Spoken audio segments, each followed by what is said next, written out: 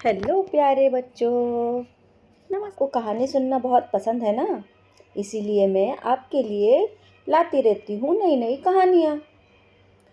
तो आज जो कहानी मैं आपके लिए लेकर आई हूँ उसको लिखा है भारत शर्मा जी ने, और प्रथम संस्था की ओर से इसको प्रकाशित किया गया है। तो चलिए बच्चों, सुनते हैं एक मज़ेदार कहानी जिसका नाम है तारे। गर्मी का मौसम था। रात को मुन्ना अपनी माँ के साथ छत पर लेटा था। उसे नींद नहीं आ रही थी। एकटक आसमान की ओर देख रहा था। अचानक माँ से बोलता है, माँ, आप मेरे लिए तारे लाएंगी? उसने माँ से कहा, नहीं बेटा, तारे हमसे बहुत दूर हैं और ये बहुत बड़े होते हैं। माँ ने जवाब दिया। कितने बड़े? बहुत बड़े। आपसे भी बड़े? हाँ। हमारे घर से भी बड़े? माँ बहुत थकी हुई थी, फिर भी वह बोली, हाँ मुन्ना, कुछ तारे तो हमारे धरती से भी बड़े होते हैं। आप कैसे जानती हैं?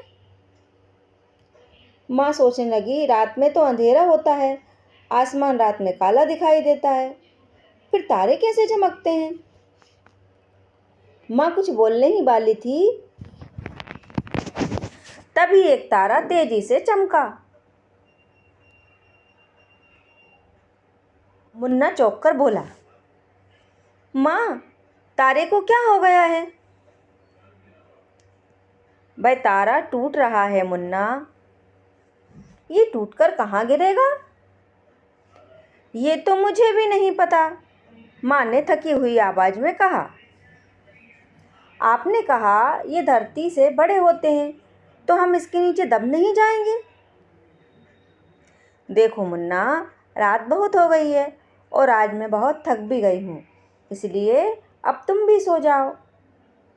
इस सवाल का जवाब अभी मेरे पास नहीं है।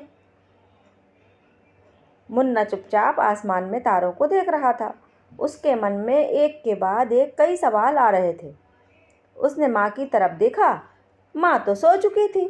उसने सोचा, कल मैं अपने सभी सवालों के जवाब दादाजी से पूछूंगा। तो बच्चों, कहानी कैसी लगी आपको?